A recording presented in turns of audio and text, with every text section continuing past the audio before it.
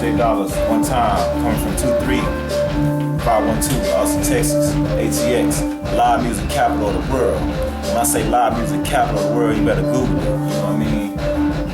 Austin, Texas been putting it down for a long time, yet still we ain't getting props from the hip hop perspective, you know what I mean? We have one of the biggest nationwide rap music conventions down here annually, and still ain't getting no artists on the map that's putting us on the map. So that's the struggle down here we have. You know, one thing about the beat making process,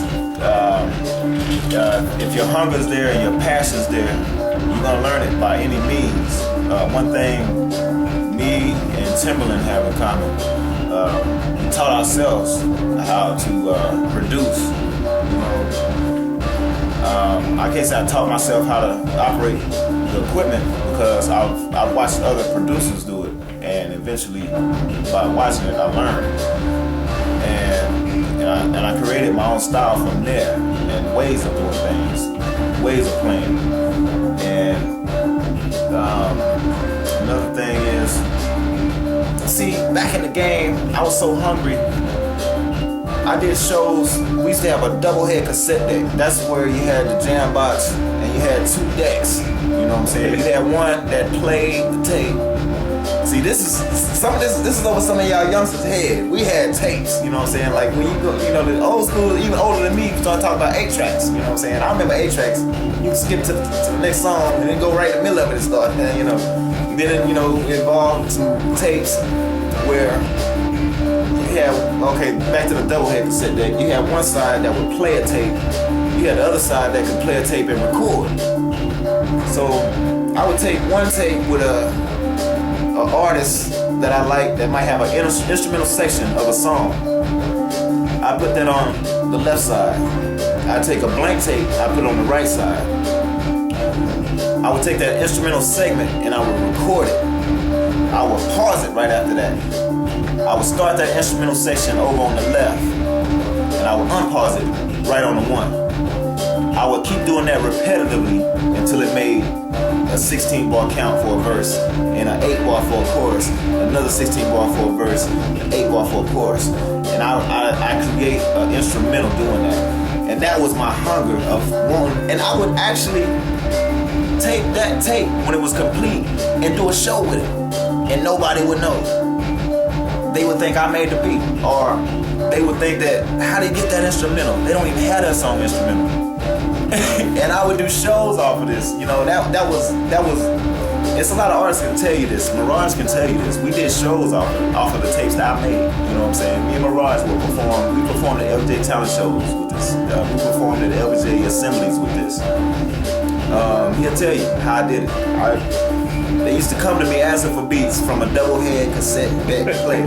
And it's funny now, it's funny to me now, but I mean, that was actually the hunger we had back then, man. We was gonna get it done by any means, man. Like Malcolm X said, by any means necessary. You gotta know how to network, you know what I'm saying? You gotta know how to network in the industry. Networking is very important.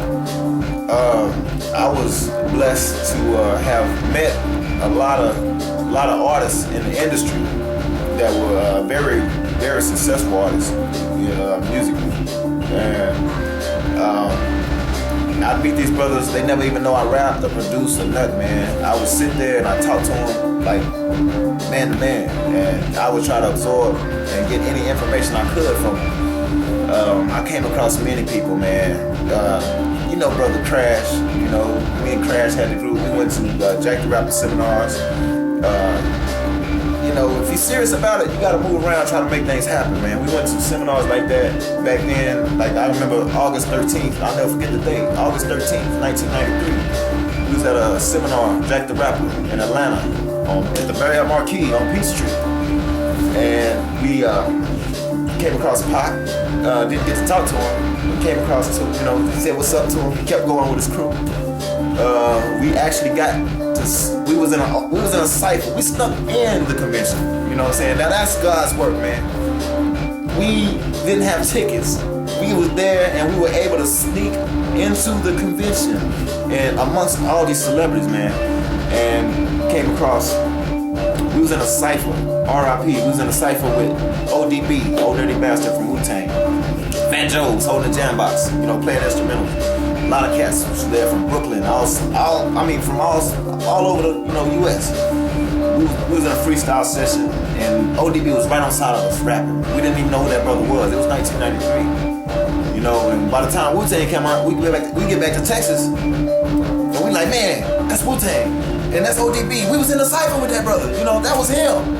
And it's like, it was a shock. It was like, I was blessed to be in a lot of good places, in the right time. I was spoken with, at that same convention, we spoke with Puff Daddy and Big before he blew. Notorious B.I.G., Biggie Smalls. We was sitting there talking to him. I mean, we was standing there next to him, and Puff Daddy was like, man, y'all are Brook? We were like, yeah, we rap. He like, y'all got a segment up in here? We were like, nah, we're not performing, man. We came out here to network.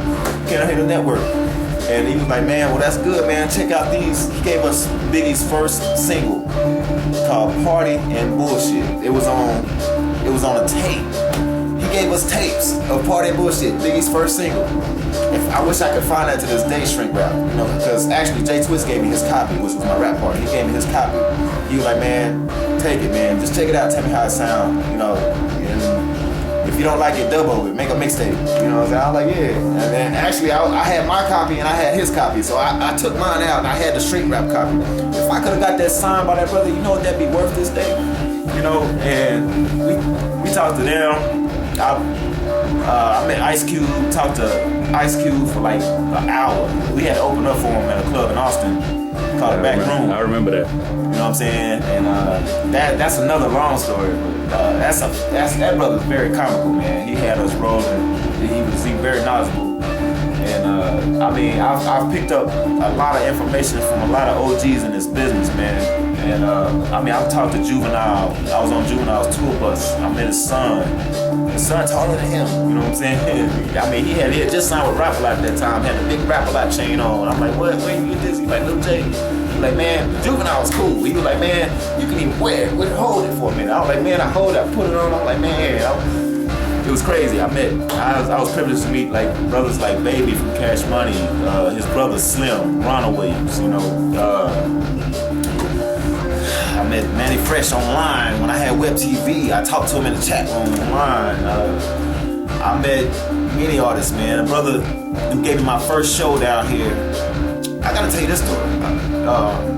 My very first show I performed, I opened for a brother named YZ. He had a song called Thinking of a Master Plan back in the game. And I opened for him in '88, man. He had a show downtown. And a friend of mine told him I had heat. So they were like, man, we want to take this brother Dollars and Cents. I was Dollars and Cents back then. They were like, we want to check out what he got. And I spit a verse for Q Worthy, who ran that event. He was the Southwest representative for Def Jam Records at the time. That's Russell Simmons and company, And he was like, man, he said, you want to open up for the show? I was like, yeah. He was like, man, what you got, man? Spit a 16. Man, I spit a 16. I was spitting a 16. He stopped me at 8 bars and was like, get ready. I was like, so, we rocked, and long story short, we rocked the house that night. And it was a lot of important people in that building at that time. And as soon as I got off stage, man, a lot of people was approaching me and they was like, man, we finna put you on with this, we finna put you on with this, and this and this and this. Eventually, I won a talent show hosted by RK Mays and Doris. Well, no, that wasn't Doris Miller. That was at HT, the gym, Houston Tilson College. He hosted an event, and it was a talent show. It was a statewide talent show. It was over 30 groups that performed in hip hop segments, and I placed first. I was the first in the state at that time. I have a trophy for it still. I should have brought it with me. I won first place. And from there, a lot of people was interested in booking me for events, having me open up for groups. And you gotta think, back then I'm a freshman. I'm a freshman in high school. You know what I'm saying? I'm in places I'm not supposed to be in, man. I made a lot of connections. I networked, and it was so much love shown to me. And I was hungry, man. They saw my hunger. And I was blessed to have brothers take out the time to give me more knowledge on production, writing, performing, and that's the thing now. So in return, and when I find, you know, younger brothers or sisters, whoever, who's hungry for knowledge, information, anything, if they're really serious, you know, I'm gonna help them out as much as I can, you know. So that's the thing. I'm gonna return the love, and it's a cycle, you know. So each one teach one. Y'all keep it going.